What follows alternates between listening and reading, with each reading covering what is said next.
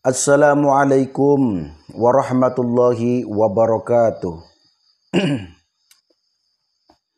Bismillah, alhamdulillah, wassalatu wassalamu ala rasulillah, la hawla wa la quwata illa billah, amma ba'd. Saudara-saudaraku dimanapun berada, baik yang ada di dalam negeri ataupun di luar negeri, doa saya untuk kalian semuanya, mudah-mudahan kalian semuanya senantiasa diberi kesehatan oleh Allah Subhanahu wa taala. Dipanjangkan umurnya, umur yang berkah, umur yang bermanfaat, serta dilancarkan rezekinya. Amin ya rabbal alamin. Bagi saudaraku yang sedang sakit, saya doakan mudah-mudahan segera sembuh, diangkat penyakitnya sehingga bisa beraktivitas seperti biasa.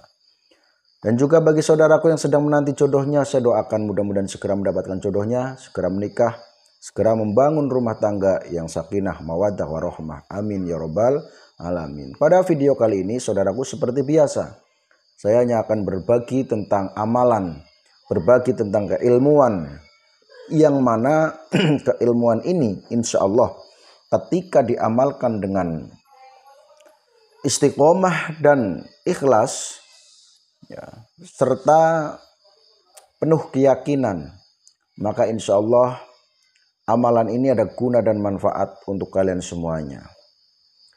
Pada kesempatan kali ini, amalan yang saya akan bagikan yaitu adalah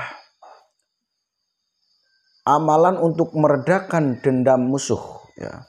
Jadi ketika kalian punya musuh, ketika kalian itu merasa ada orang yang dendam dengan kalian, maka untuk meredakan dendamnya musuh tersebut, nanti amalannya bisa dibaca dengan istiqomah. Ya. Sebetulnya untuk amalan ini tidak hanya untuk meredakan dendam musuh, namun bisa untuk kekuatan, supaya kaki kita diberi kekuatan oleh Allah ketika berjalan jauh. Ya. Jadi ketika kalian bepergian jauh, namun jalan kaki, agar diberi kekuatan oleh Allah, maka amalan ini juga bisa dipakai. Begitu pula amalan ini bisa juga untuk mahabbah. Ya. Untuk mahabbah agar dicintai oleh lawan jenisnya. Ya. Misal yang mengamalkan cewek berarti agar sang cowok itu welas asih kepada kalian.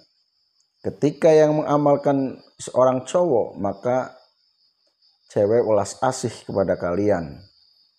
Nah, jadi silahkan saudaraku nanti diamalkan. Ya. Diamalkan dengan baik, dengan ikhlas, dan juga penuh keyakinan. Jadi ketika mengamalkan suatu amalan apapun, yang pertama kuncinya adalah yakin. Dan perlu diingat bahwa yang namanya ilmu hikmah itu bukan ilmu untuk coba-coba. Jadi tidak ada ceritanya ilmu hikmah sebuah amalan dicoba. Coba dulu dong, tidak bisa. Kenapa? Karena yang namanya ilmu hikmah itu adalah sebuah doa, wirid. Ya. Yang mana doa dan wirid ini memintanya kepada Allah, maka semuanya pasrahkan pada Allah. Kita hanya bisa berdoa, kita hanya bisa berusaha, bukan memaksa. Kita hanya bisa berusaha. Selebihnya dipasrahkan pada Allah. Namun insya Allah saudaraku, ketika kalian mengamalkan penuh keikhlasan, yakin, dan istiqomah, insya Allah Allah tidak akan diam saja. Pasti akan berikan kelebihan kepada sang pengamalnya saudaraku. Itu yang harus kita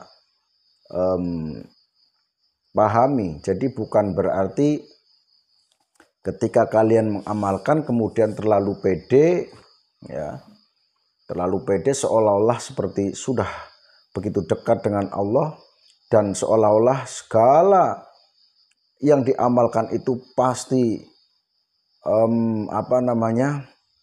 langsung kayak sulap, Ya, misalnya brah gedabrah jadi apa, tidak seperti itu. Nah, itu yang perlu diketahui. Nah, makanya kunci dari orang yang mengamalkan ilmu hikmah itu, kuncinya tidak boleh sombong. Tidak boleh sombong. Nah, inilah yang perlu diketahui. Maka kalau ada orang yang ditantang oleh orang untuk membuktikan amalan tersebut, coba buktikan kalau memang amalan itu ada khasiatnya. Tidak usah diladeni, saudaraku. Karena ini bukan ilmu untuk dipamer-pamerkan. Andai kata kalian sudah pernah merasakan khasiat dari amalan, kemudian mengatakan, saya mengamalkan ini jadi ini gini, itu sudah termasuk sombong. Tidak boleh. Jadi untuk ilmu hikmah tidak boleh seperti itu, saudaraku. Beda dengan kanuragan, beda dengan ilmu hitam, beda. Itu yang perlu diketahui. Jadi kalau ada orang yang, wah katanya kamu ahli wirid, katanya kamu ahli doa, mana buktikan? Tidak usah mau.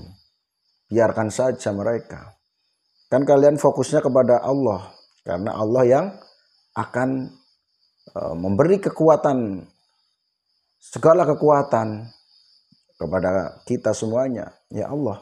Jadi kita fokusnya kepada Allah. Enggak usah berpikir orang lain yang menantang-nantang. Tidak usah. Itu kalau orang yang ditantang kok mau, sama saja orang itu masih juga berpikir untuk mencoba-coba, atau orang itu masih penuh dengan rasa dendam, panas, dan lain sebagainya. Sehingga itu akan menghambat doa kita dikabulkan oleh Allah, saudaraku. Itu yang perlu diketahui. Nah, jadi pokoknya kalau mau amalkan apapun, amalkan saja penuh keikhlasan dan betul-betul yakin serta istiqomah. Insya Allah kita semuanya akan ditolong oleh Allah. Seperti itu saja. Oke, kita lanjut. Adapun cara mengamalkan amalan ini agar musuh dendamnya mereda, ya, amalan ini dibaca sebanyak, karena ini kan nanti beda-beda ya. Ketika dibaca 9 kali, dibaca 8 kali, dibaca 3 kali, itu nanti khasiatnya beda-beda. Nah, untuk meredakan dendam musuh itu dibaca 9 kali. 9 kali setiap harinya, saudaraku. Kalau kita berbicara setiap hari, ya maka berarti dari pagi dan malam jumlahnya 9 kali. Nah, karena ini ayatnya pendek, ya maka dibaca 9 kali satu majelis saja cukup. Tidak harus subuh, duhur, asar, maghrib, isya atau dicicil, itu tidak harus. Karena kan wiridannya ini kan pendek. Yaitu bismillahirrahmanirrahim. La tudrikuhul absaru wa huwa yudrikul absara wa huwa latiful khabir. Ya.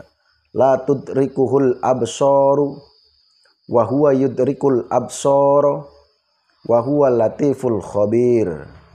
La tudrikuhul absaru wa huwa yudrikul absara wa huwa latiful khabir. Itu bacaannya seperti itu, saudaraku. Saya ulangi lagi. La tudrikuhul absaru wa huwa yudrikul absara wa huwa latiful khabir.